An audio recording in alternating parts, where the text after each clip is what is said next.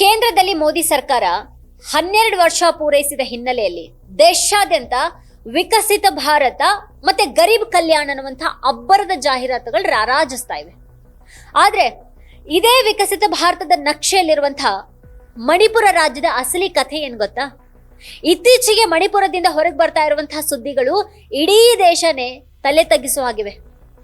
ಮಣಿಪುರದ ಬಿಷ್ಣುಪುರ್ ಜಿಲ್ಲೆಯ ಮೊಯ್ರಾಂಗ್ ಕಣಿವೆಯಲ್ಲಿ ಮಧ್ಯರಾತ್ರಿ ಆಕಾಶದಿಂದ ರಾಕೆಟ್ ಲಾಂಚರ್ ಶೆಲ್ ಒಂದು ಬಂದು ಬಡ ಕುಟುಂಬ ಒಂದು ಮಲಗಿದಂತಹ ಮನೆಗೆ ಅಪ್ಪಳಿಸುತ್ತೆ. ಆ ಭೀಕರ ಸ್ಫೋಟಕ್ಕೆ 5 ವರ್ಷದ ಟಾಮ್ದಿನ್ ಮತ್ತೆ ಕೇವಲ 6 ತಿಂಗಳ ಮಗು ಲೈಸಾನ ಉಸಿರುಗಟ್ಟಿ ಹೆಣ ಆಗ್ತವೆ. ಅವ್ರ ತಾಯಿ ಸಾವು ಬದುಕಿನ ನಡುವೆ ಹೋರಾಡ್ತಾ ಇದ್ದಾರೆ. ಇದು ಯಾವುದೇ ನೈಸರ್ಗಿಕ ವಿಕೋಪ ಅಲ್ಲ, ಇದು ಸರ್ಕಾರದ ಘೋರ ವೈಫಲ್ಯವನ್ನ ಸಾಬೀತುಪಡಿಸ್ತಾ ಇರುವಂತಹ ಘಟನೆ. ಪ್ರಚಾರದ ಅಬ್ಬರವನ್ನ ಬದಿಗಿಟ್ಬಿಟ್ಟು 2023ರಿಂದ 2026ರವರೆಗಿನ ಮಣಿಪುರದ ಈ ಅಂಕಿಅಂಶಗಳನ್ನ ಒಮ್ಮೆ ನೋಡಿ.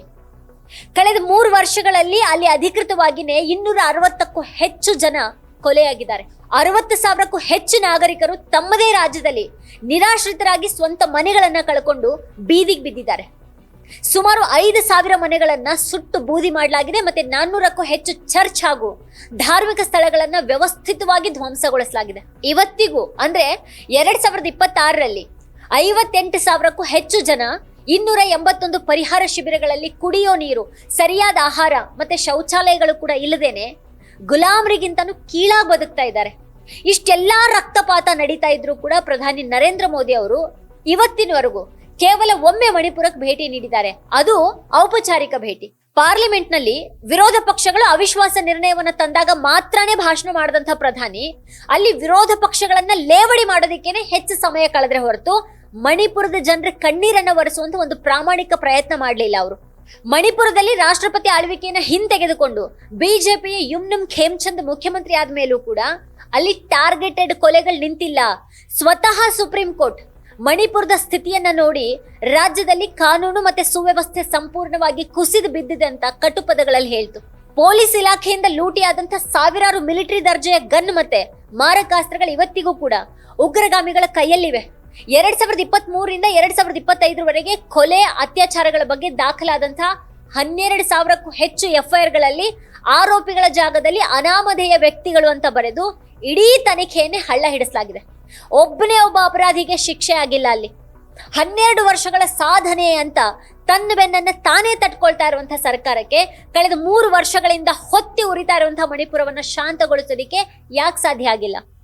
ಸಮಾಜವನ್ನ ಒಡೆಯುವಂತ ಅರಂಬಾಯಿ ತೆಂಗೋಲ್ನಂತಹ ಸಶಸ್ತ್ರ ಸಂಘಟನೆಗಳು ಜನಪ್ರತಿನಿಧಿಗಳನ್ನ ಮತ್ತೆ ಮುಖ್ಯಮಂತ್ರಿಯನ್ನ ಬೆದರಿಸಿ ಸಭೆಗೆ ಕರೆಯುವಷ್ಟು ಶಕ್ತಿಶಾಲಿಯಾಗಿದ್ರು ಕೂಡ ಸರ್ಕಾರ ಮೌನವಾಗಿರೋದು ಯಾಕೆ?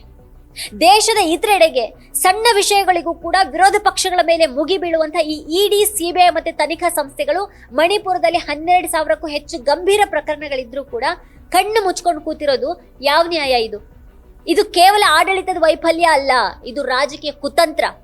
ಅಧಿಕಾರಕ್ಕಾಗಿ ಒಂದು ಇಡೀ ರಾಜ್ಯವನ್ನ ಮತ್ತೆ ಅಲ್ಲಿನ ಅಮಾಯಕ ಜನರನ್ನ ಬಲಿ ಕೊಡ್ತಾ ಇರುವಂತ ಈ ರಾಜಕಾರಣವನ್ನ ಈ ದೇಶದ ಜನ ಯಾವತ್ತಿಗೂ ಕ್ಷಮಿಸೋದಿಲ್ಲ.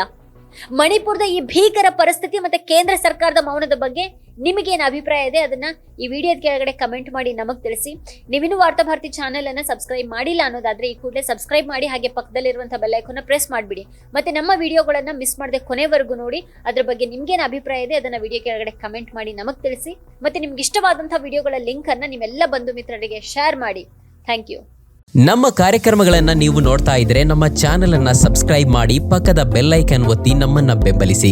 ಹಾಗೆ ನಮ್ಮ ಕಾರ್ಯಕ್ರಮಗಳನ್ನ ಲೈಕ್ ಮಾಡಿ, ಕಮೆಂಟ್ ಮಾಡಿ, ಅದನ್ನ ಬೇರೆಯವರಿಗೂ ವಾಟ್ಸ್ಆಪ್ ಮೂಲಕ ಶೇರ್ ಮಾಡಿ.